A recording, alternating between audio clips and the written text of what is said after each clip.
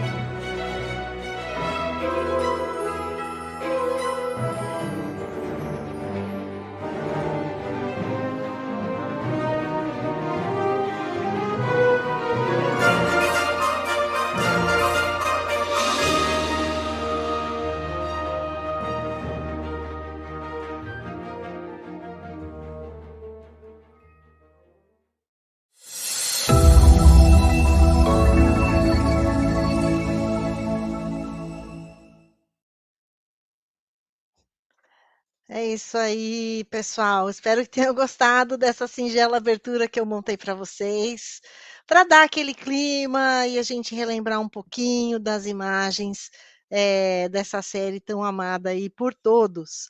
E eu vou chamar aqui, apresentar os membros aqui do nosso painel para esse bate-papo. Vou chamar por ordem alfabética para não favorecer ninguém. Então, primeiro vou chamar aqui o César Lima. Vou pedir para o Valmir colocar o César aí na tela. Oi, César, tudo bem? Boa tarde, pessoal. Muito feliz de estar aqui. Muito contente também pelos 60 anos do nosso show preferido, né? É isso aí, é isso aí. O César Lima, além de engenheiro, ele é colaborador também do Trek Brasilis, membro da nova frota, membro da Base Estelar Campinas. É prata da casa já, né? É isso aí. Vou chamar também a Dariane Labres para entrar aqui na tela conosco. Olá, Dari, tudo bem? Olá, é um prazer estar aqui. Seja muito Tudo bem-vinda. tranquilo no friozinho do Rio Friozinho, Grande. imagino a friaca. Ok, mas deixa eu apresentar então a Dariane. A Dariane é historiadora, ela é professora da Rede Pública do Rio Grande do Sul, participa do canal Apenas um Trekker, é super... Aliás, todos aqui desse painel são trekkers de carteirinha, né? E vou chamar também o Eduardo Freitas, Eduardo Pacheco Freitas. Vem para a turma, Eduardo. Boa tarde, pessoal. Boa tarde. Boa tarde. Boa tarde, pessoal da Base Estelar. Satisfação estar aqui conversando sobre esse assunto que a gente quase não gosta, né?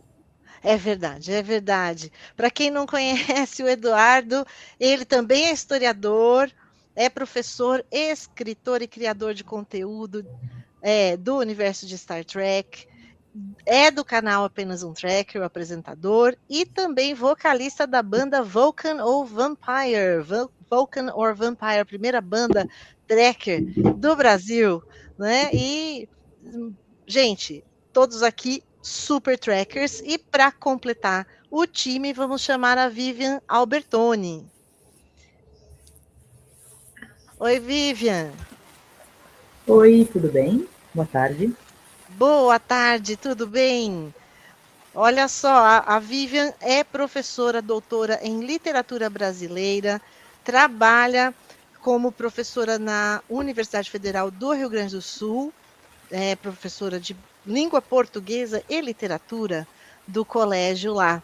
E aqui nós estamos num painel nacional, né? Porque nós temos aqui o César, que é original lá do Pará, e temos os outros 3 membros lá do Rio Grande do Sul. No Então, nós frio. estamos indo lá de Belém a Porto Alegre, passando por Campinas. E todo mundo aqui para falar um pouquinho dos 60 anos de Star Trek. Então, vamos lá para a nossa primeira pergunta. E eu aviso aí o pessoal do chat, quem tiver também alguma pergunta, algum comentário, vai escrevendo lá no chat para nós. A primeira pergunta, então, bem simples, é como foi o seu primeiro contato com a série original de Star Trek e se você ainda assiste a série. E também vou aproveitar e abrir aí para vocês falarem o que vocês consideram um diferencial dessa obra de ficção científica para a televisão. Quem gostaria de começar? Vamos lá, Vivian? Vamos lá, bora lá. Eu queria aproveitar para dizer que eu estou muito feliz de estar aqui. Faz um tempão que a gente não se conversa, né? Eu entrei em contato com a Base Estelar Campinas, acho que sei lá, faz uns 4 anos, 5 anos. E depois a gente acabou, né, se desencontrando. Eu estou muito feliz pelo convite, é sempre um prazer falar sobre Jornada nas Estrelas. Eu estava olhando, tentando relembrar quando foi meu primeiro contato com a série, e é tudo muito confuso, assim, porque eu me lembro de estar no final da adolescência e de lembrar vagamente de ver na TV alguns episódios de The Next Generation e de ver frequentemente na sessão da tarde o filme das baleias. E era a minha memória afetiva. Assim, eu pensava, tem alguma coisa a ver, esses universos, né, dialogam, mas eu não prestei atenção. E aí, quando eu já estava entrando na vida adulta, na universidade, e aí eu consegui ver os episódios da série original na TV aberta, por uma coincidência de horário, e aí foi aquela isca, assim, que te pega e que não consegue mais largar, né? E aí o que acabou acontecendo é que na época eu assisti e reassisti a série original várias vezes, encantadíssima por alguns episódios, que a gente vai, né, conversar depois, um pouco incomodada com outros, que a gente também vai conversar depois, e aí me empurrou para 2 universos, assim que eu tive possibilidade de, no streaming, ver em ordem cronológica, né, a série original, Next Generation, DS9 e Voyager, foi uma coisa assim, especialmente Deep Space Nine e Voyager foram uma surpresa, né, porque como aqui, não sei como é que é a experiência dos outros 2 do Sul, mas para mim não era uma coisa que todo mundo falasse sobre, né? Jornada nas Estrelas, não era comum no universo em que eu vivia. Então, descobrir que existiam séries tão relevantes, além das 2 primeiras, para mim foi um grande choque, foi durante a pandemia, é bem recente para mim essa descoberta. E que daí me fez ficar mais encantada ainda e voltar para ver o resto, para ver de novo, para ver, né, o que veio antes e como se construiu aquele universo ficcional, né? E quanto a o que para mim, qual é a grande relevância, né? Então, 2 coisas. A primeira é, enquanto professora de literatura e alguém que curte muito universos ficcionais, ver que tem uma utopia que sobrevive na nossa cabeça durante 60 anos, né? A ideia de que a gente tem uma possibilidade de imaginar um futuro melhor quando todo mundo está sempre fazendo ficção, mostrando as desgraças possíveis e as distopias possíveis quando a gente, né, pensa no caminho que a humanidade tem tomado nos últimos tempos. E se a gente pensar que a série surge justamente naquele momento ali de Guerra Fria e etc., é ainda mais fascinante ver a capacidade de enxergar um futuro melhor. E o outro caminho que para mim é essencial que a gente não esqueça é o fato de Star Trek estar na base da fanfic, que hoje eu dou aula para adolescentes de 8º e 9º ano. E a realidade da fanfic, para eles, assim, é uma coisa fascinante, né? Porque aquele pessoal heróico que começou a fazer fanzine e etc., para poder dar conta da tristeza de não ter mais a série ou de, né, aumentar aquele universo ficcional numa época em que isso não era comum, isso desagou numa maneira que hoje a gente tem sites com milhões de textos publicados e que mantém vivos vários trabalhos ficcionais que já não existem ou que até existem ainda e que estão em andamento. Então eu acho que pelo menos essas 2 coisas, né, manter esperança no futuro melhor e criar toda uma subcultura que hoje já está até chegando nas universidades para ser estudada, que é a fanfic, pelo seu valor histórico, cultural e literário. Eu acho que se a gente considerar só isso, já está lindo a presença de Star Trek no mundo. Ótimo, legal, legal. Quem quer pegar a bola daí?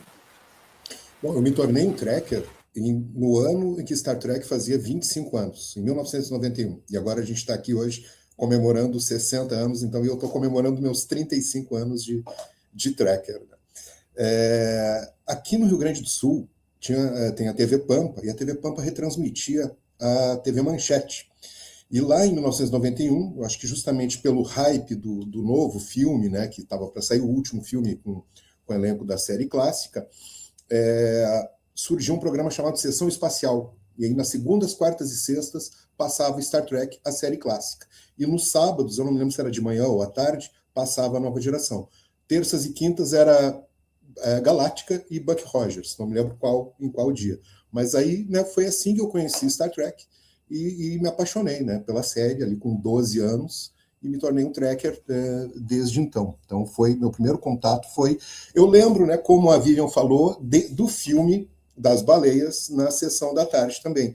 E aí eu tenho isso já ficou meio nebuloso, eu não sei se eu vi primeiro o filme e não prestei muita atenção, mas o que me pegou mesmo foi quando eu comecei a assistir a série nesse programa da extinta TV Manchete, né?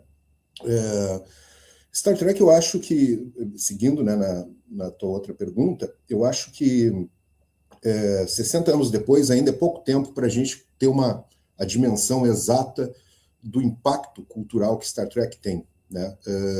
Eu lembro uma anedota que se conta quando perguntaram para o Mao Tse-tung sobre qual seria, já no século XX, né, qual a relevância da Revolução Francesa para as lutas políticas, e uma revolução que aconteceu 200 anos antes dele, ele responde que ainda era muito cedo para se avaliar. Eu acredito que nós, como fãs, né, pesquisadores, curiosos pela série, estamos todos os dias estudando e aprendendo mais e tendo uma dimensão maior sobre o que ela representa, né?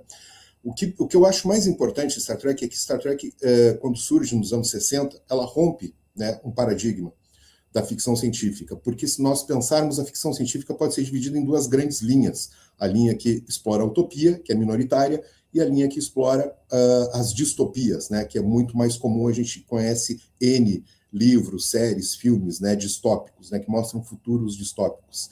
Isso é interessante porque a gente vai parar lá na Mary Shelley, né? Mary Shelley talvez quando cria Frankenstein, ela cria a ficção científica moderna, que é uma ficção científica distópica, que mostra que a tecnologia pode gerar monstros, e não, às vezes, só gerar o monstro, né, literalmente, mas mostrar que o uso que o ser humano faz da tecnologia pode tornar o próprio ser humano um monstro. E aí, por que Star Trek rompe esse paradigma, né, de 200 anos de ficção científica distópica? Porque volta lá para o Thomas More, em 1516 ou 1517, quando ele publica o livro chamado Utopia, que ele mostra uma sociedade onde não existia divisão de classes, a propriedade privada já não existia também, era uma propriedade comunal, existia a liberdade de crença, homens e mulheres tinham os mesmos direitos, tudo que a gente vai ver no futuro que Star Trek nos apresenta a partir de 8 de setembro de 1966, nessa criação do Gene Roddenberry. Então é por isso que eu ainda digo que o impacto que a gente vê de Star Trek hoje em dia ainda está para ser assimilado completamente, a gente entender, né, a importância que a série tem e todos os seus spin-offs, né, ao longo das últimas 6 décadas, o impacto que tem sobre a cultura global. Então realmente não é à toa que a gente está aqui 60 anos depois, hoje reunidos, falando sobre essa série, porque sempre teremos muitas discussões para fazer. É isso aí. Vou continuar com o pessoal do Sul. Vou continuar aqui na sequência. Então, vou pedir para a Dariane falar então um pouquinho.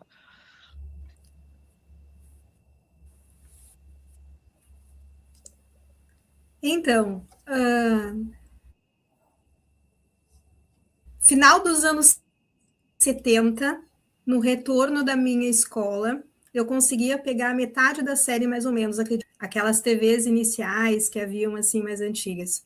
Me deu muita curiosidade, me deu muita vontade de entender o que estava acontecendo. Eu fazia um lanche rápido, ia fazer a lição de matemática assistindo Spock.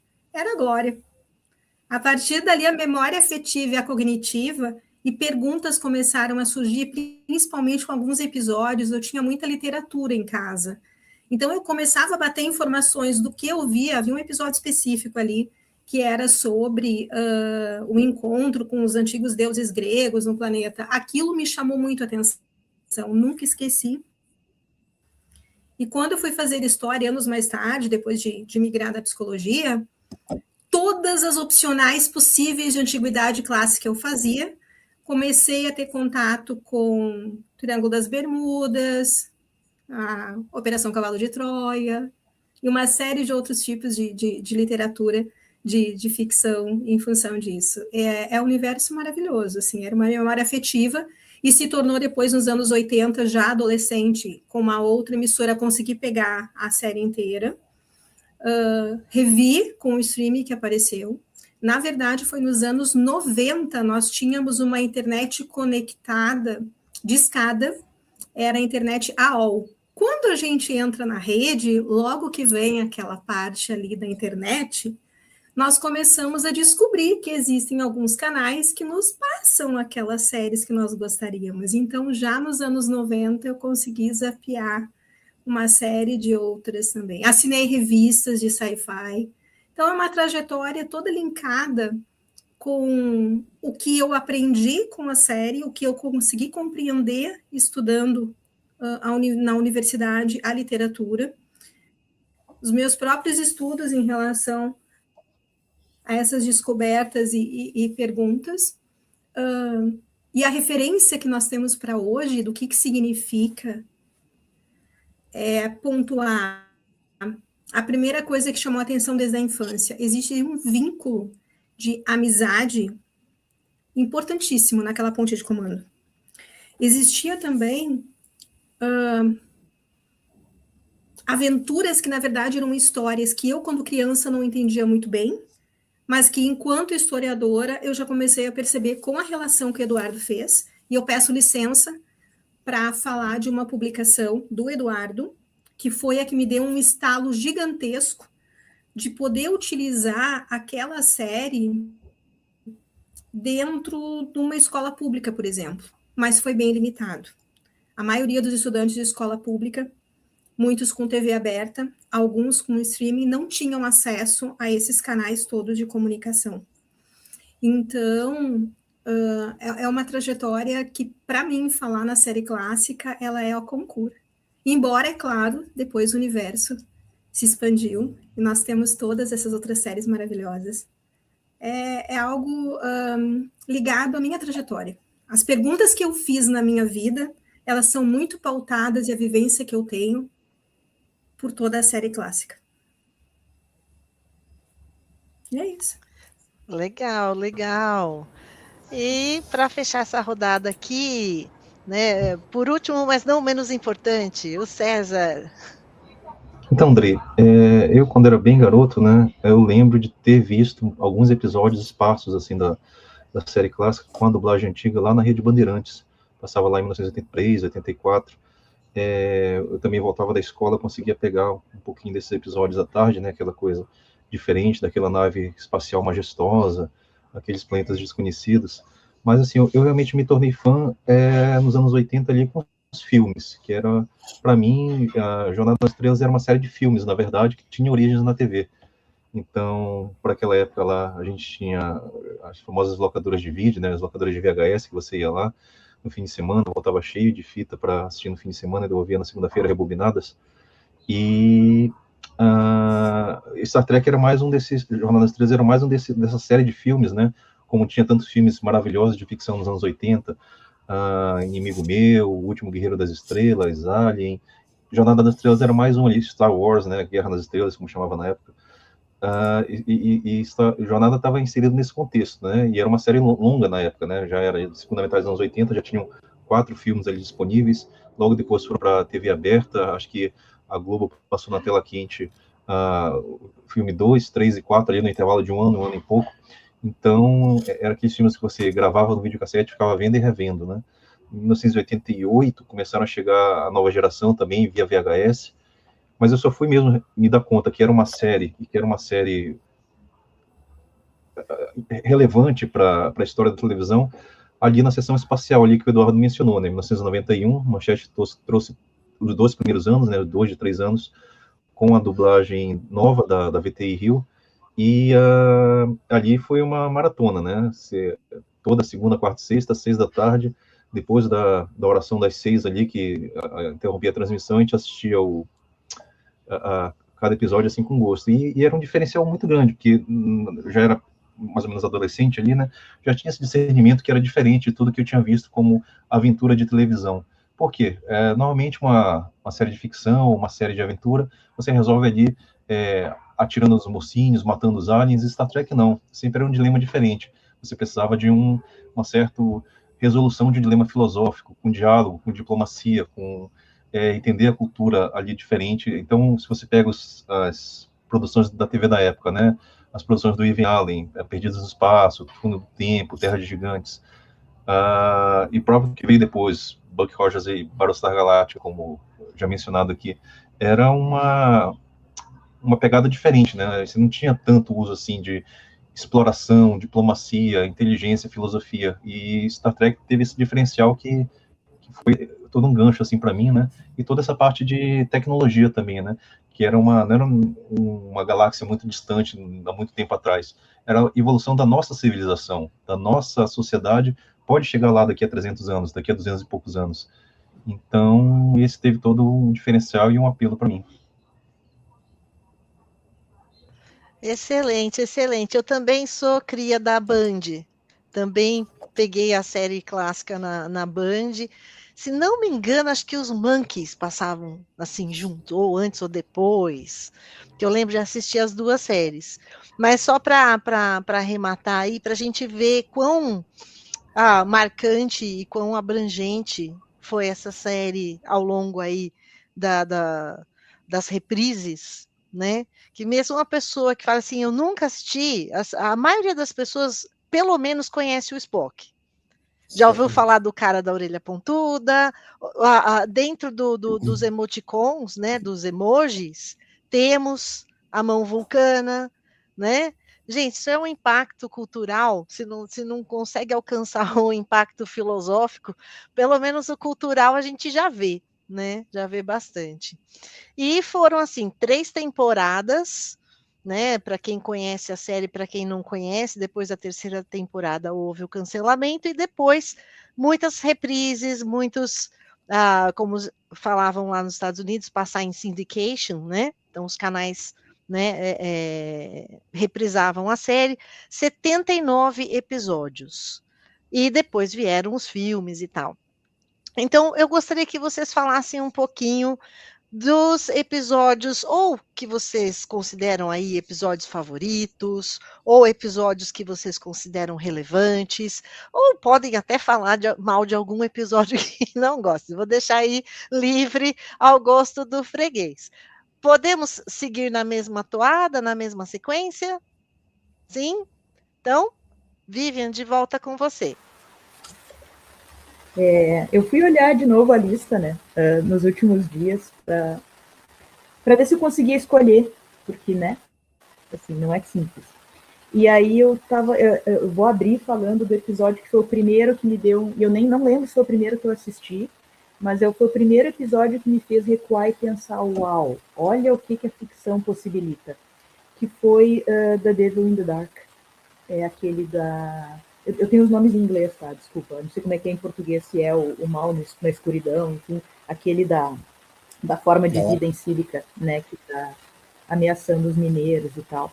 E o fato de a gente ter um deslocamento de ponto de vista em que a gente para de olhar para o monstro como monstro e passa a olhar como o monstro como uma mãe.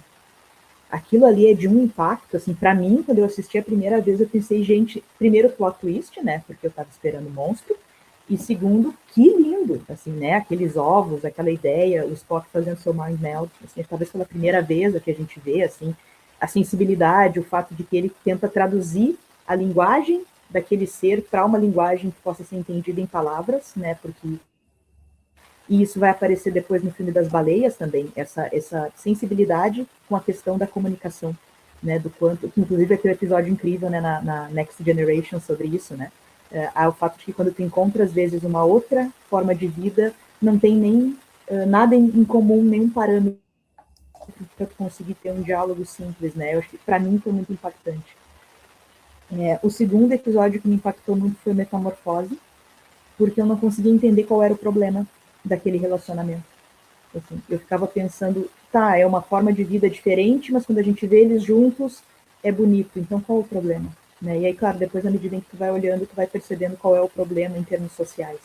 Né? A própria revolta daquele homem no primeiro momento de, eu fui enganado. Né? Não era o que eu achava que fosse. Eu amo esta criatura, mas ela é um amor romântico, então não tinha me dado conta. É muito interessante essa construção também. Se a gente pensar que é final dos anos 60, é assim, incrível o que tem acontecido. O outro episódio que muito assim, me chamou a atenção foi The Galileo 7, que é o primeiro episódio em que o Spock é atacado pelo McCoy, assim que eu me lembro, e eu ficava pensando, gente, para que tanto ódio, para que tanta raiva, tá todo mundo numa situação super difícil preso nesse lugar, o que está acontecendo? E aí, à medida em que a gente vai vendo a série, a gente vai acompanhando o próprio Dr. McCoy se dando conta do quanto o ponto de vista dele é equivocado com relação ao Spock, porque ele parte daquela ideia de humanidade, ser humano é ser bom e, portanto, é ser emocional. E aí ele tem que olhar para o Spock de outra maneira e entender que lógica é importante também. E eu acho que isso é um recado bem legal para uma época de preconceito e de outras reações ilógicas que as pessoas estavam tendo. Depois, Charlie X, porque foi a primeira vez que eu vi uma representação adolescente que me abalou, assim, que eu olhei e pensei, cara, que medo de alguém que está ainda descobrindo o mundo que tem superpoderes. E aí eu sempre lembro disso, porque eu dou aula para adolescente, então eu sempre lembro disso. Que todo adolescente acha que é Charlie X, eu gostaria de ser Charlie X em algum momento, e o perigo que isso representa para todo mundo que cerca. Eu mencionaria no piscar de olhos o Wink of the Night também, porque foi a primeira vez que eu parei para pensar nas possibilidades de haver coisas entre nós que a gente não percebe, não porque sejam espíritos, mas porque fisicamente talvez elas estejam numa outra vibração. Isso para mim abriu todo um universo científico que eu já tinha ouvido falar, mas nunca tinha prestado atenção. A questão das ondas, a questão da luz, a questão de como algumas coisas não são visíveis, mas existem, e que isso não é religião, isso é ciência, né? Para mim foi uma abertura também. E um episódio que eu já vi muitas leituras sobre ele, eu já vi muitas, enfim, rever este episódio, eu acho que sempre é bonito, que é The Enemy Within, né? Quando o capitão é dividido em dois. E tem uma leitura muito interessante desse episódio, que é do quanto é um episódio que acerta no momento em que ele separa esses elementos. Porque não é sobre um Capitão Kirk frágil, é sobre um Capitão Kirk que consegue ser generoso e sensível. Ao oposto de um Capitão Kirk que é corajoso, mas que é totalmente cego para emoções e etc. Tem inclusive uma coisa muito interessante que eles fazem, que eu acho bem ousado e bem iluminado para a época, que o Capitão Kirk do mal, ele tenta estuprar uma moça. E o Capitão Kirk do bem é o Capitão Kirk que sorri e chama o Spock para ter uma conversa mais íntima dentro da parte dele da nave, né? Então, ali mostrando que não é apenas o bem contra o mal, né? Tem uma série de outras coisas colocadas ali sobre o que é fraqueza e o que é força dentro daquele contexto, o que é masculinidade e o que não é. Eu acho um debate bem interessante de ser aberto nessa época. E aí, só para, assim, eu não vou comentar, mas queria pontuar que Space Seed e Mirror Mirror são absolutamente incríveis, e independentemente de todo o contexto da série, eles sozinhos, eles se sustentam lindamente, assim. E aí, 2 episódios que para mim não é que se sustentam lindamente, mas eu voltaria para ver 1000 vezes sempre, que é The Trouble with Tribbles, porque é engraçado, e pronto. E dá conta disso, e acho que é suficiente. E a Jornada a Babel, porque Jornada a Babel é o primeiro momento em que tu diz, a gente não apenas vê Spock e ama ele, mas agora a gente conhece de onde ele vem também. A gente conhece a mãe, o pai, como eles se comportam, e a gente entende um monte de coisas, e talvez seja uma das escolhas mais perfeitas de atores, né, o pai e a mãe do Spock da série original. Então, esses eu apontaria, assim, em princípio, como aqueles que me impactaram mais de cara, ou que ficaram depois como memória afetiva. Muito bem, eu penso justamente em citar esses dois aí que a Vivian falou por último, que é o Mirror Mirror, que eu acho que em português ficou o reflexo no espelho, algo assim, e o Space Seed, que é o famoso episódio que nos introduz o Khan, apresenta o Khan no Nianxin. Por que eu cito esses episódios? Como o Fry de Futurama diz, né? São 79 episódios, 30 muito bons, né? E tem alguns que não são tão bons, principalmente os episódios da terceira temporada, pela questão que a gente sabe que a série foi renovada, o investimento diminuiu muito, né? Então os roteiros são muito mais fracos na terceira temporada. Mas esses 2 episódios, eles são tão importantes para mim como fã e tão importantes para toda a franquia no geral, que é por isso que eu penso em citá-los, né? Vamos para o primeiro, Mirror Mirror, né? Aquele que nos apresenta o universo espelho de Star Trek. Né? São esses 2 episódios, né?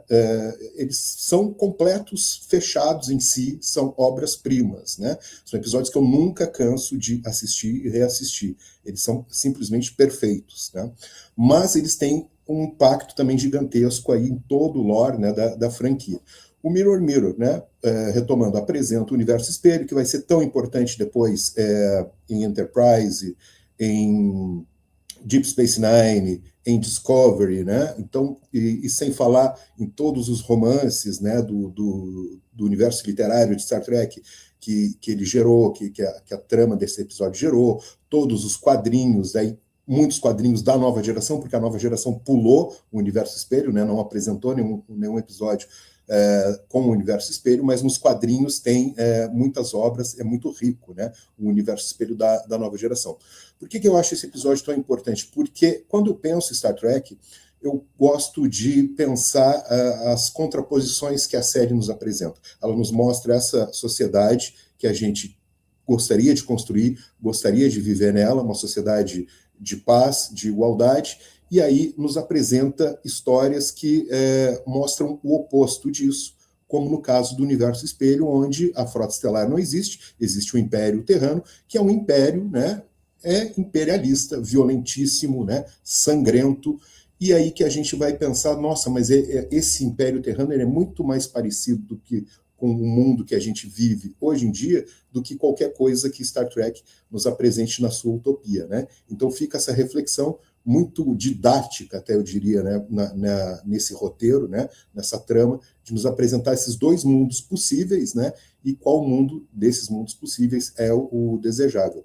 E o Space Seed, eu acho que é um episódio que mostra pela primeira vez uma historiadora em Star Trek, né, a personagem que acaba se apaixonando pelo Khan. Então eu acho curioso isso de trazer essa historiadora que acaba se envolvendo pessoalmente com a própria história, né, porque ela era fã desses grandes líderes, né, militares, e traz o Ricardo Montalbán como um personagem que o imortalizou e depois vai gerar, né, o filme 2, que é um dos filmes mais amados pelos fãs. Então, eu acredito que esses 2 episódios são episódios geniais, né, pensando do ponto de vista de narrativa fechada, né? Eles funcionam perfeitamente. Qualquer pessoa, sempre quando alguém me pergunta, mas como que eu posso começar a ver Star Trek? Eu cito algum desses episódios, tu vai ver esse episódio, tu não vai perder nada, tu vai entender completamente e vai ver como a obra é grandiosa e importante. Então eles têm essa importância narrativa que eu considero perfeita e também tem esse impacto, né, duradouro dentro da franquia, né, influenciando tudo que veio depois nas outras séries, nos livros, nos quadrinhos, né, nas outras mídias de Star Trek. Legal. Dari? Vamos lá, então? O primeiro episódio, como eu falei, que me chamou a atenção na infância e que me começou a revisar toda a biblioteca que eu tinha e perturbar a família inteira com perguntas estranhas de eram os deuses homens do espaço? Não existia nos anos 70 o termo aliens muito comum, nem alienígenas. Anos depois, então, meu padrinho, que é padrinho de batismo da católica, nós chamamos de Dindo, começou a me dar aquelas bibliografias. Então, eram os deuses astronautas que ele tinha, o Triângulo das Bermudas, me apresentou Operação Cavalo de Troia, uma série de situações assim, para explorar mais o conhecimento. O episódio em si foi o episódio Quem Chora, Quem Clama por Adonais, alguma coisa assim, é da segunda temporada, fala sobre um encontro num planeta, e esse planeta era habitado pelos antigos deuses deuses gregos que disseram que migraram para cá quando os seres humanos acabaram por não acreditar. Claro que com a história eu fiz todas as opcionais, como eu disse, de antiguidade clássica possíveis e imagináveis, e perturbando todos os profs também sobre isso. Mas o que me chamou a atenção foi justamente o cognitivo. É uma memória afetiva, sim. Eu comecei a assistir, mas aquilo me começou a levar a pensar como as pessoas interpretam, entendem o mundo. Fui para psicologia. Psicologia nos anos 80 era um caos, no Brasil ainda, não era agradável, eu acabei deixando. Era mais ou menos como a gente fala em Foucault, vigiar e punir, ainda naquele padrão hospício, prisão, escola, né, hospital. Mas acabei indo para a história e estou em vigiar e punir, uma escola, com um sinal de sirene, para trocar os períodos. Então, ainda escuto dos meus alunos, desde as crianças até adolescentes, professora, esses deuses ainda existem? E a maioria pergunta sobre os deuses da Grécia Antiga. Do Egito, eles não perguntam tanto. O interessante é que eles não que eu foque mais em Grécia Antiga, por favor, eu não puxo o assunto tanto. Mas é o primeiro contato assim, que eles têm com os signos, eles identificam as constelações, então eles começam a fazer associações da Grécia com o que nós temos. Então, eu fico pensando o que eles assistem, o que eles veem, o que eles leem. Não há quase leitura de livros físicos. Daí, então, a gente estimula cada vez mais a leitura de livros físicos e você buscar informações, né, ainda mais com a internet. Esse me chamou a atenção, mas existem os meus referenciais, são 3, é uma trilogia. Eu só conheci os 2 primeiros, e foi impactante para mim assistir o que deveria ser o primeiro, mas foi o último muito tempo depois, mais de 10 anos depois. Foi The Menagerie 1 e 2, em 2 partes, que é, em termos simples, o zoológico. Eu achei aquele Spock que eu conhecia desde o primeiro, eu achei ele... Nossa, ele raptou uma nave para levar um antigo capitão. Como o Spock faz isso? Ele mente. Então, aquilo eu não conseguia assimilar o que estava acontecendo com aquela pessoa. Quando eu assisti The Cage, nossa, eu vi um Spock muito mais leve, sem passar ainda por aquele ritual de sublimar todo algo que eu conheci durante a universidade em História, que é um livro de um brasileiro, do Guido Viário, chamado No Zoológico de Berlim, e que retrata, embora seja uma ficção, baseada em dados, de como os europeus reuniam espécimes, como eles chamavam, de asiáticos, indígenas americanos, povos ancestrais de todas as nossas Américas, e também os povos ancestrais da África. Colocavam literalmente em gaiolas gigantes, totalmente abertas com barra de ferro, restritas, pequenas, como se fosse um quarto, e deixavam expostas ali, com palha, um pano, um pote com água, um pote com comida, e era isso. E nesse livro retrata muito interessante, né, a história de um diário de um desses africanos que resolve observar e fazer o inverso. Ele conseguiu escrever tudo o que ele observava das pessoas que o observavam como se as pessoas fossem os animais a serem vistos. Quando eu fiz esse link desses 3 episódios, eu percebi a enormidade do que nós fazemos ainda hoje em restringir a liberdade, em restringir as vozes das pessoas, em calar e muitas vezes até mesmo omitir toda a nossa história, não só dos povos ancestrais, toda a nossa história. Eu prefiro não usar o termo minorias, porque para muitos é pejorativo, mas é nesse sentido. Não só o sentido literal das menageries, mas principalmente nesse sentido de você expor as pessoas de uma maneira avassaladora, e isso nós vemos nas redes sociais hoje em dia, para qualquer fato que acontece, sem pudor algum e sem pensar que tá ali um ser humano. Então, essa trilogia, como eu chamo, me fez entender muito melhor Spock, principalmente depois na série do Pike como capitão, que eu achei algo assim, ó, sublime, né? Strange New Worlds é algo maravilhoso ali. Eu vi o Spock de uma maneira naquela série, nossa, eu vi Pike de uma maneira naquela série que o cara é o capitão, claro, o capitão a concura sempre vai ser o Kirk, mas assim, ó, o James Badis Kirk, nossa, mas assim, o Pike é o capitão, e disputa lado a lado com o Picard, mas aí é você querer colocar numa disputa assim, ó, você quer um Ractagino o resto da vida ou você quer um Chateau Picard? Aí não tem como fazer essa escolha. É mais ou menos como dizer, o que você prefere de todas as séries, os episódios, assim, ó, para quem é fã, para quem entende, para quem entende o outro e sabe o que é alteridade e respeito, a gente sabe que não há escolhas assim, mas há impactos. Esses foram os meus impactos da memória afetiva, que me suscitou uma série de pesquisas e conhecimentos, culminou na história quando eu fui fazer, e o Menagerie, que, nossa, é um impacto, foi gigantesco, gigantesco. E é isso. César, é com você. Oi, Dre. Então, selecionei 3 aqui para comentar.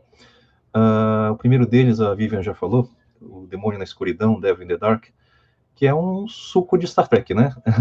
É aquele episódio que, primeiro, dá uma sensação de construção de mundo, porque você tem ali uma colônia de mineiros, e o que esses mineiros estão fazendo? Estão minerando o de lítio, que é o combustível que a Federação precisa ali para propelir as naves, para gerar energia, né? Então, a gente tem também, digamos, os trabalhadores ali trabalhadores mais básicos ali, né? A Federação não vive só de oficiais refinados e de oficiais... A gente tem homens simples e homens trabalhadores ali também naquele universo da Federação que se deparam com essa ameaça aí que, a princípio, é um monstro, né? Um monstro que não sabe por que está assassinando os mineiros, porque está atrapalhando ali o fluxo de mineração, mas no decorrer da história a gente tem, como a Via comentou, esse plot twist ali, essa virada no roteiro, e que a gente descobre que o monstro, na verdade, é uma criatura como nós, que tem seus anseios, seus sentimentos e a sua família ali para proteger, né? E isso pega a gente de forma bem impactante, porque te força a olhar para o outro lado, exercer o senso de empatia, né? Entender o desconhecido não como seu inimigo, mas como seu igual, de repente como seu espelho, sua contraparte. E isso é maravilhoso nesse contexto do que eram as séries de aventura, que eram as séries de ficção na época.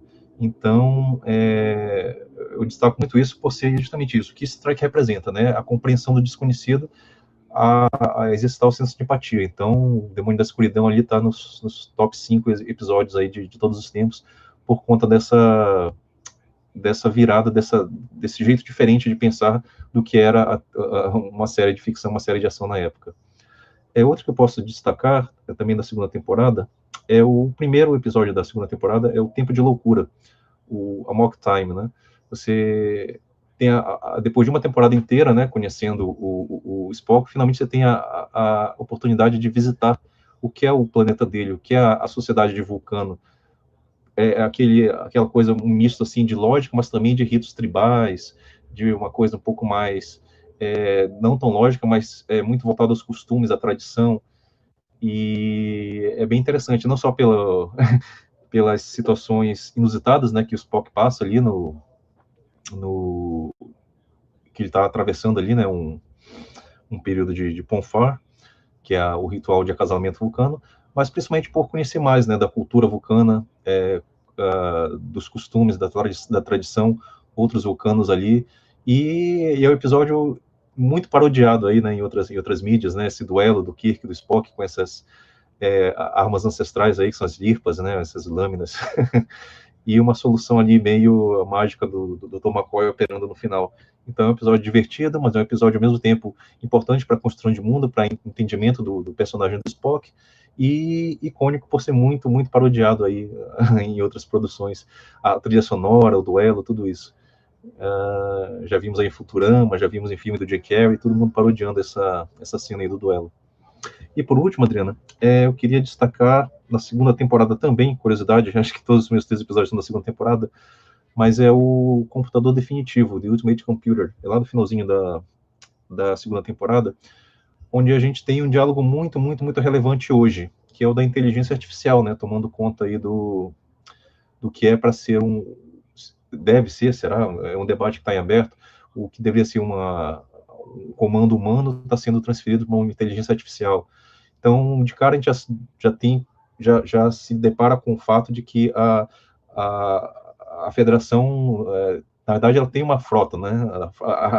Não é só a Enterprise que existe ali no universo, ela é sempre a nave mais próxima do perigo ali, é sempre a nave que é chamada para investigar o que está acontecendo em determinado planeta, mas a federação tem outras naves, né? Isso fica claro nesse episódio. Mas, principalmente é isso, né? Até onde vai a inteligência artificial, até onde é seguro deixar a inteligência artificial tomar o controle, até onde a intervenção humana tem que prevalecer. É possível que a inteligência artificial tome o controle do que deveria ser humano sem a nossa vontade, contra a nossa vontade, se volte contra a gente? Isso é um debate que está em aberto até hoje em dia, né? E pensar que isso foi feito há quase 60 anos atrás, há 59 anos atrás, é de arrepiar. E uma coisa importante, né, não podemos deixar de destacar, tá, inclusive aí no frame que a Adriana selecionou, é o Dr. Daystrom, né, Dr. Richard Daystrom, ele é o cientista mais importante da Federação. Você vê que até nas séries recentes, né, as séries Picard, etc., você tem lá o Instituto Daystrom de Tecnologia e tudo, em homenagem ao Richard Daystrom lá do século 23. E, para os Estados Unidos, em 1968, o Richard Daystrom é um homem negro, um homem preto, que não deixa de ser emblemático assim para aquele contexto social de uma sociedade que ainda lutava pelos direitos civis mais básicos, né, para essa população ter ali ter essa esperança que no futuro essas comunidades vão se destacar pela inteligência, pela habilidade, pela importância. Então é muito representativo, muito icônico ter esse personagem ali na ponte Enterprise sendo o criador do computador, né, do M5. É isso, Dri. Legal, legal. Gente, quanta coisa boa, né? Isso que eu acho que é uma coisa que é o maior diferencial. Tudo isso que vocês falaram mostra o quê? Star Trek sempre foi focado na história. Não é lutinha, não é aquela coisa só do mal contra o bem, nem sempre o bem é tão bom, nem sempre o mal é tão ruim, né? E para debater, no fim das contas, a essência humana, né? Esse é muito, muito legal. Vocês pegaram episódios assim fantásticos. Agora, antes eu vou emendar aqui, vou pedir para vocês darem as suas dicas para quem, em pleno século XXI, decidir assistir pela primeira vez a Star Trek, a série original, né? O que vocês diriam para essas pessoas? Caso vocês queiram também fazer algum comentário complementar aí dos episódios, fiquem também à vontade. E quem está aí no chat ao vivo, se tiver perguntas também pode colocar, que ainda temos um tempinho, não temos um tempão, mas temos um tempinho se alguém tiver alguma pergunta. Então, vou passar de novo, eu vou seguir a mesma rodada que eu acho que agiliza um pouquinho, né? Vamos lá, Vivian. Gente, eu estava escutando as pessoas falando e cada coisa linda, eu fiz um monte de anotação, eu vou tentar organizar, tá? Porque tá assim. A primeira coisa ninguém citou The City in the Edge of Forever, que é o melhor, considerado o melhor episódio de todos os tempos, e eu achei muito legal isso, porque é um episódio clássico, lindo, incrível, mas a gente foi para um lado, acho que mais... não é nem intelectual a palavra, é quando as duas coisas se juntam, né? Emoção e intelecto, é quando a gente tem aquela cosquinha da coisa diferente. que faz a gente pensar de um jeito diferente o universo e tal. E eu só ia comentar que dentro dessa ideia de desafiar as coisas, e isso era uma das coisas que eu ia mencionar, se eu fosse trazer alguém para assistir Star Trek, a primeira coisa que eu ia dizer é, tem coisas que são históricas. Então, quando tu vai ver um episódio que tem uma mulher negra na ponte de comando competente, isso é uma marcação histórica que evidentemente ainda é relevante hoje, mas que a gente tem que ter como perspectiva o que significou na época. Tu vai ver um russo e um japonês de igual para igual com todo mundo ali, e tu vai ver, hoje a gente olha e diz, tá, ok, né? Mas aí, quando tu pensa historicamente o que isso significou, né? Tu tem um tamanho maior. E tu tem essas coisas incríveis que ainda fazem todo sentido, como, por exemplo, o exemplo que o César trouxe da IA. É um episódio sobre IA, né? Numa série do final dos anos 60. Assim, então, a capacidade de olhar para frente, de ver coisas que ainda não estavam tão no horizonte é impressionante, assim. E especificamente The City in the Edge of Forever, a coisa do bem contra o mal que a Adriana falou agora, né?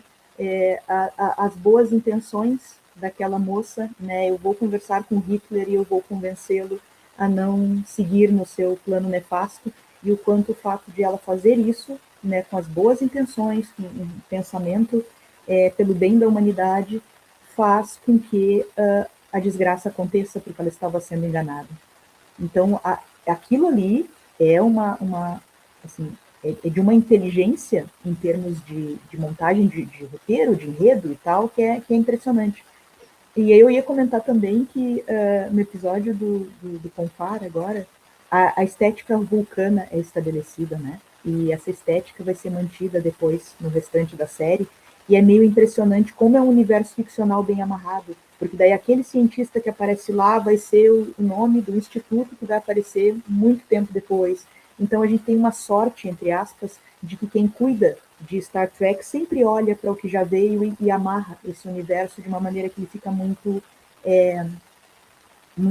assim, a gente não tem aquela coisa perturbadora de, mas isso não faz sentido, ou de onde veio isso? Não, a gente sempre sabe de onde veio, né? Isso eu acho muito bonito. Eu ia destacar que tem vários episódios em que a gente vai ter, a premissa tem alguém de fora tentando intervir neste lugar e vai criar um desbalanço de poder. E se isso não é a Guerra Fria metaforizada, eu não sei o que é, né? Então tem também essas marcações históricas assim. A primeira diretiva é um pouco sobre isso, né? Quem tem mais tecnologia não deveria ficar lá se metendo e estimulando os lugares a brigar entre si, né? E eu ia mencionar a questão de como abriu portas, né? Então eu tenho um primeiro capitão que é Estados Unidos puro, assim. Mas ele ele é influenciado por um outro, né, estadunidense extremamente emocional, mas ele é influenciado por um alienígena que é um padrão de comportamento admirável. Isso é uma novidade. E aí tu vai ter esse cara, que é uma posição de liderança, sendo influenciado por essas duas forças, que são forças que, se a gente for olhar do ponto de vista conservador, McCoy deveria ganhar sempre as discussões. E não é assim que acontece, pelo contrário. E aí a gente pensa, nossa, que legal, a gente tem um personagem forte, extraterrestre, diferente, louvável, incrível, admirável na série original. E aí a gente tem um capitão não norte-americano na próxima série. A gente pensa, nossa, francês, que ousado. Aí a gente tem um negro na próxima. E a gente tem uma mulher na próxima. Então isso é legal. Star Trek vai forçando, né, a fronteira sempre para frente, assim. Por isso até fiquei um pouco chocada que quando veio... Como é que é o nome da... Enterprise é a outra que vem depois de Voyager. Que decepção, enfim. Quando começa a melhorar, ela termina, né? É uma pena, assim, os últimos episódios são brilhantes, né? E aí ela termina, ela começa a se ajeitar. E aí eu só ia contar uma coisa, assim, que me ocorreu quando a Dariane estava falando, que na escola eu comento muito com os alunos sobre Foucault, justamente, né? Para alertá-los, vocês estão numa escola que tenta ser diferente, mas olha só, eu tenho que autorizar vocês a ir no banheiro, tem horário para tudo, é igual a uma prisão, é igual aos antigos manicômios, a gente precisa trabalhar junto para que a gente não precise mais dessas coisas todas, né? E aí esses dias a gente estava conversando sobre a festa junina e eu estava explicando que a escola tem muito uma cultura de cada turma tem a sua barraquinha e tem que tentar vender o máximo possível, né? Ganhar um dinheiro para usar em coisas da sua turma. E aí o professor de teatro tinha convidado um grupo para fazer uma apresentação e eles estavam achando coisa mais ridícula. De cabimento tem apresentação cultural, teatro numa festa junina. É o que eu disse, mas as festas juninas eram isso. Era apresentação cultural, era interação, as pessoas iam para a escola para fazer o que vocês querem fazer, que é ficar passeando, conversando. É isso, é para isso. E aí uma menina fez a pergunta mais incrível, que é, então por que a escola só quer que a gente seja livre às vezes? Então na festa junina, sim, a gente pode passear e fazer o que a gente quiser, mas no dia a dia não, né? E aí é que eu digo, quando a gente sonha que uma coisa pode ser diferente, aí ela começa a ser diferente. Porque daí eu pude dizer para ela, olha só, então vamos começar a pensar diferente, vamos começar a não ser a exceção, esse dia diferente, né? Vamos junto. E isso abriu um diálogo que eu acho, e acho que não é exagero, que eu consigo pensar isso porque eu sou fã de Jornada nas Estrelas e não de Guerra nas Estrelas. Porque não é sobre o bem contra o mal. Não é sobre quem está sempre certo e quem está sempre errado. É sobre a gente ver que tem outros pontos de vista e tem outras maneiras de ver as coisas e desenvolver empatia, como a gente estava falando, né? É isso. Muito bem. Para encerrar, então, gente, né? Assim, eu pensei em 3 tópicos importantes que eu gostaria de brevemente sugerir, né, para as pessoas que estão assistindo, que vão assistir depois. Quando nós estamos aqui reunidos com professores, professoras, né, eu acho que Star Trek é um manancial rico de temas que a gente pode explorar na sala de aula. Então, sempre fica, né, eu sempre converso com colegas, professores, especialmente aqueles que gostam de utilizar a cultura pop na sala de aula, seja quadrinhos, literatura, mídia, audiovisual, né? Star Trek permite que a gente discuta capitalismo, socialismo, revolução industrial, imperialismo, choque de civilizações, não, essa expressão não é muito adequada, mas nesse sentido, né, de quando, por exemplo, os europeus chegam nas Américas, né, no contexto dos descobrimentos, a gente vai ter um episódio na Nova Geração, aquele Quem Vigia os Vigilantes, que eu acho que eu tenho uma atividade, uma aula, né, para educação básica, né, sobre aquele episódio. Uso Deep Space Nine em sala de aula, série clássica, quer falar sobre nazismo, tem um episódio que é didático sobre o nazismo e que, curiosamente, também apresenta um historiador, né, que se perdeu pelo caminho, que é aquele episódio Padrões de Força. Então, eu falo sempre para os colegas, professores, especialmente os trekkers, né, usem Star Trek em sala de aula.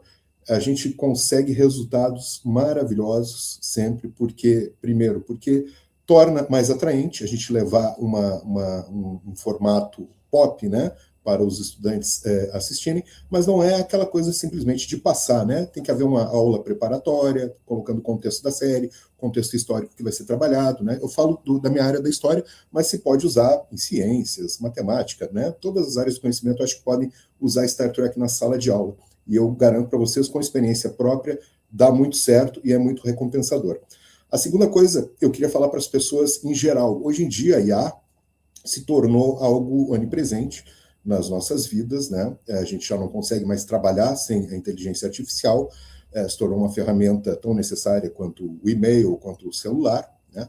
Eu uso muito no meu trabalho, e às vezes as pessoas me perguntam, nossa, como que tu aprendeu tão rapidamente a usar, né, a IA, a elaborar bons prompts, né? Aí eu sempre digo, que eu sei como conversar com uma IA desde 1991, que foi quando eu conheci Star Trek, e ali nós temos sempre, né, os computadores da nave, a inteligência artificial, então aquilo ali foi a minha formação em IA 30 anos antes das IAs surgirem, né, como uma ferramenta que a gente usa no dia a dia. Então, eu sempre digo isso. Quer aprender a usar uma IA? Começa a assistir Star Trek, né? Qualquer uma das suas encarnações, que tu vai aprender rapidamente como se conversa com uma inteligência artificial e como se extrai resultados dela. E sem o risco de aparecer um professor Moriarty lá, né, como na Nova Geração, né? Por enquanto, pelo menos, não, as IAs ainda não estão gerando coisas tão terríveis assim. E, por fim, gente, a dica que eu dou para esse ano de efeméride, de 60 anos de Star Trek, hoje a gente está celebrando aqui os 60 anos, que vão acontecer em setembro, da série, né? 60 anos que a série foi ao ar. Mas eu queria recomendar também que as pessoas assistissem aos filmes de Star Trek. Os filmes também são muito bons, né? E especialmente nesse ano também tem uma data redonda, que é o filme das baleias, que nós já mencionamos, que faz 40 anos, dirigido pelo Leonard Nimoy, e que tem uma temática que é um filme de comédia, né? Se enquadra no gênero comédia, né? para mim, é o meu filme favorito de Star Trek. Eu acho que é um filme que também as famílias podem assistir, qualquer pessoa pode assistir sem conhecer a série, que vai se divertir, e com uma temática muito atual ainda, que é a preservação, sempre, né, atual, preservação do meio ambiente, preservação das formas de vida que nos acompanham nessa jornada aqui nossa nesse planeta. Então, recomendo, né, que também, além de assistir a série clássica, assistir as outras séries, que também são espetaculares, mas assistam os filmes, né, de Star Trek, especialmente os com o elenco clássico, que eu considero filmes maravilhosos.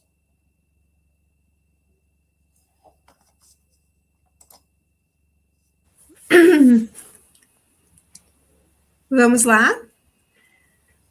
Vou aproveitar o mote do Eduardo, falando sobre o filme das baleias, que a Prof. Vivian começou a falar. Eu lembro quando eu assisti nos anos 90, no mesmo verão, no verão seguinte, eu fui para Torres, era onde nós íamos, né, para a praia, o litoral norte do Rio Grande do Sul, e é bem a divisa com Santa Catarina, e tem um promontório, um mirante, um rochedo belíssimo, né? E nós vemos baleias lá. Eu lembro que depois de assistir aquele filme, eu nunca mais fui a Torres e vi aquelas baleias com os mesmos olhos que eu tinha visto antes. A partir dali eu comecei a pesquisar, a gente é curioso, então você vai atrás de fontes, né? Então você entende o quanto existem espécimes na Terra tão inteligentes em linguagem e comportamento. E eu acompanhei muito a Amir Klink também. Era uma literatura e documentários que a gente assistia, acho que desde a infância, 7, 8 anos, eu era fã dos documentários do Jacques Cousteau. Eu tenho todos os VHS do Jacques Cousteau aqui, enfim. Então a gente começa a perceber que o universo ele é muito mais do que a gente imagina, que a vida é muito mais do que se imagina. Que não é só uma espécie ser humano. Existem outras espécies sencientes. Legalmente, no Brasil, agora, cães e gatos passaram a ser sencientes, né? Algo que nós sabíamos há muito mais tempo. Abrindo um parênteses aqui, a minha homenagem para Klingon, Eduardo. Hoje é live, eu estou pensando nele o tempo inteiro. Fechei o parênteses. E a mensagem para quem vai assistir nesse ano é: assista sem preconceitos. Assista a série que você quer assistir. Seria muito interessante, para entender as referências nas outras séries, assistir a série clássica. Mas assista Lower Decks, assista Enterprise, assista Strange Worlds, assista sem julgamentos. Porque há um universo tão maravilhoso, e aí aquela pergunta, será que vai ser produzida alguma outra coisa? Qual é a expectativa para essa nossa nova década, né? O nosso próximo ano de filmes? Sim.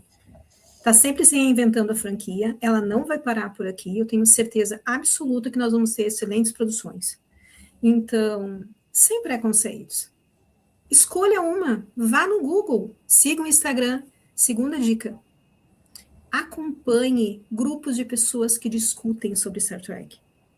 Entre nas lives, faça parte de um grupo, e aqui fica o meu obrigado novamente ao Eduardo, que me convidou a fazer parte do Apenas um Trekker. Porque você assistir sozinho e não ter com quem conversar e compartilhar é vão, é vazio. Nós não somos ilhas. Nós precisamos essas trocas para crescermos, para entender. Eu citei Lower Decks porque eu nunca assisti, estou assistindo agora. Justamente fizeram um desenho sobre Star Trek, mas como? Então, nós temos uma bibliotecária maravilhosa, quase tão boa, até melhor, que é a inteligência artificial das Enterprises, que é a Bruna.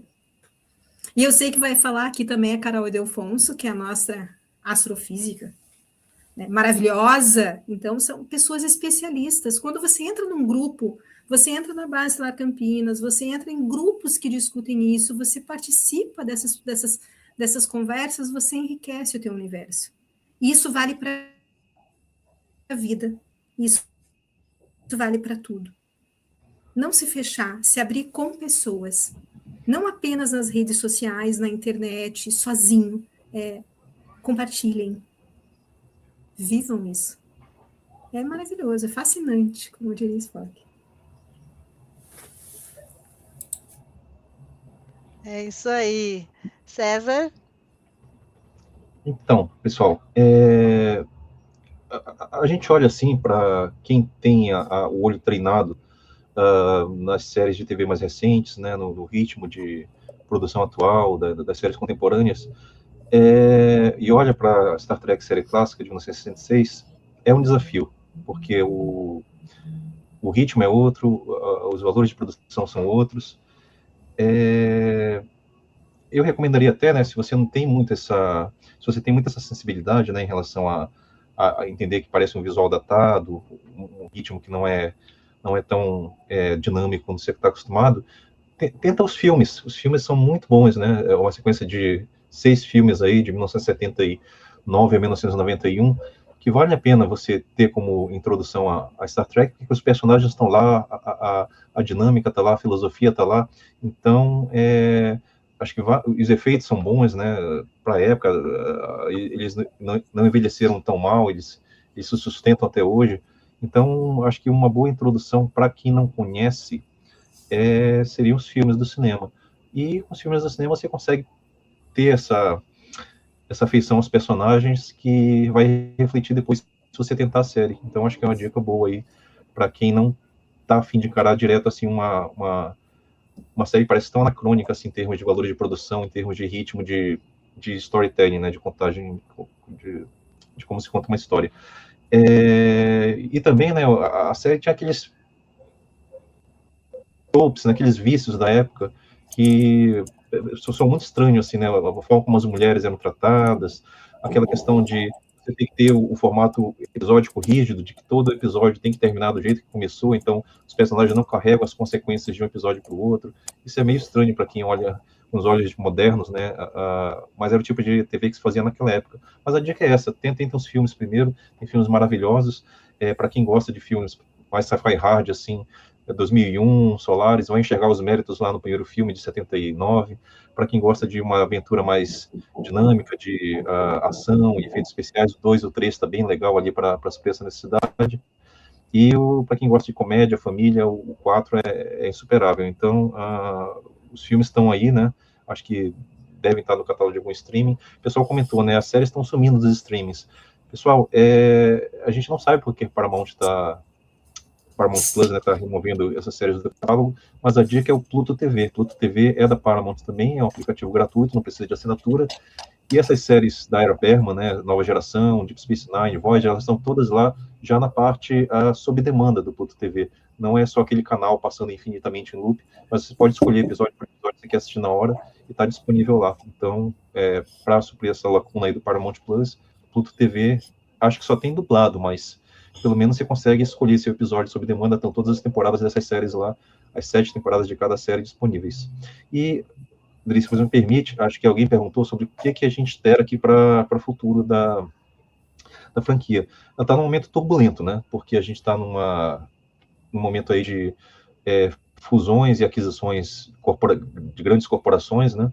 A Paramount foi vendida ano passado para a Skydance Media, que é do David Ellison, que é o filho lá do fundador da Oracle, então um cara que tem bala na agulha ali para investir, e ele disse que novos filmes são prioridade para ele, o que não, ao mesmo tempo que o contrato da empresa do Alex Kurtzman, né, que é a Secret Hideout, ela termina agora em 2026, então a gente não espera mais novas séries nesse universo que se construiu desde Discovery, né? Discovery, Picard, Strange New Worlds, Lower Decks, Prodigy, acho que nada disso vai ter, e agora, como é? Starfleet Academy, nada disso deve ter continuidade, não vai ter continuidade. Se encerra aí nessas temporadas que já foram gravadas, ainda tem mais 2 temporadas de Strange New Worlds para serem exibidas, né? A quarta vai ser agora em julho desse ano, e a quinta ano que vem, e ano que vem vai ter a segunda e última também de Starfleet Academy. Depois disso, não vai ter mais produção de TV por um bom tempo, né? Não existe nada em produção, está sendo pensado, está sendo contratado. E ao mesmo tempo, a Paramount teve essa fusão agora que está sendo discutida, está sendo aprovada pelos comitês reguladores, né, lá dos Estados Unidos, com a Warner, o conglomerado Warner. Então, a Warner tem franquias muito valiosas, né, Harry Potter, etc., etc., que devem ser pensados aí como fazer essa integração. Então, eu não vejo Star Trek sendo produzido num futuro tão próximo. E dizem que os novos controladores, né, da Paramount, que é a Skydance, querem privilegiar filmes para o cinema. Mas filmes a gente sabe, né? Entre você pensar em fazer um filme e o filme efetivamente estrear, vai ali 4, 5 anos, enquanto você desenvolve roteiro, faz pré-produção, contrata elenco, etc. Então, acho que a partir de 2027, infelizmente, 2026 está sendo um 60º aniversário aí de muito fraco em termos de novidades, né? Diferentemente de grandes aniversários, como foi de 30 anos, como foi o de menos de 50 anos, né, que a gente teve um filme novo aí para comemorar.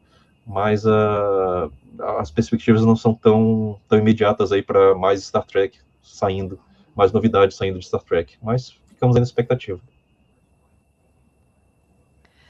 É isso aí, é isso aí. E enquanto não saem coisas novas, não vão faltar coisas já existentes para assistir nesse universo que é tão vasto, né? Que é tão vasto. E, gente, que papo gostoso, que papo legal.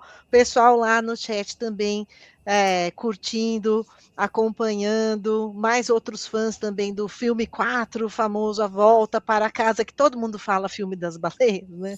É A Volta para Casa, né? Gente, eu poderia continuar aqui mais umas 2 horas facinho conversando com vocês. Não tenho como agradecer mais ainda a participação de cada um. E quem sabe aí, em outras tardes de papo que venham a acontecer. Então, eu vou só fazer uma última passadinha aí, quem quiser dar o seu último tchau. Eu queria só falar, gente, dentre o nosso sorteio de hoje, de e-books, nós vamos sortear o livro mais recente do Eduardo Pacheco Freitas. Então, participem do chat, quem escreve mensagem no chat, automaticamente já concorre ao sorteio, certo? Então, pessoal, eu vou dar aqui o meu tchau. Vivian, Eduardo, Dari, César, se vocês quiserem falar uma última palavrinha, microfone aberto. Foi incrível participar. Eu ouvi coisas muito bonitas e a ideia de levar Star Trek para a sala de aula tinha desaparecido do meu horizonte nos últimos anos e voltou com toda a força. Então, agradeço muito por isso. E essa coisa de participar de grupos e conversar também era uma coisa que não estava no meu horizonte. Eu acabo só acompanhando via publicação de Instagram. Meu coração está tomado pela vontade de ficar debatendo Star Trek agora também como atividade diária. Então, acho que esse painel foi muito importante para mim também. E eu espero que as pessoas tenham gostado e foi um prazer ouvir e conversar com vocês. Gente, quero agradecer aí o convite, foi uma grande honra poder participar aqui, é sempre bom falar sobre Star Trek, especialmente com pessoas que conhecem e que são pessoas inteligentes. Então, Adriana, valeu demais. A Adriana já participou lá do canal Apenas um Trekker, né, nas lives especiais de mulheres. A Dari é nossa companheira regular lá, né? César, muito obrigado também pelas trocas, é sempre bom, né, esse momento de troca de informações, de conhecimentos, né, de visões sobre algo que a gente ama tanto. E para quem é fã de Deep Space Nine, eu deixo a dica para seguir lá o canal, se inscrever no canal Apenas um Trekker, que a gente está fazendo um projeto chamado Caminhando com os Profetas, no qual a gente está fazendo uma live, né, para cada episódio da série, né, em ordem cronológica de lançamento. Tem sido uma experiência muito bacana. Legal, Eduardo.